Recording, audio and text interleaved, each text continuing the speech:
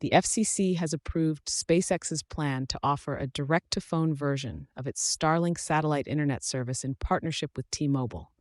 Initially proposed in summer 2022, the service aims to provide mobile users with Starlink access, although regulatory approval has only just been granted at the end of 2024. This development positions Starlink ahead of competitors like Lynk, which lacks U.S. commercial partners.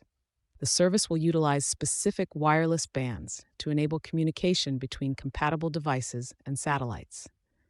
While engineering challenges remain, SpaceX has demonstrated successful video calls and provided emergency services during hurricanes. The FCC highlights the potential benefits, particularly in enhancing access to emergency services in remote areas.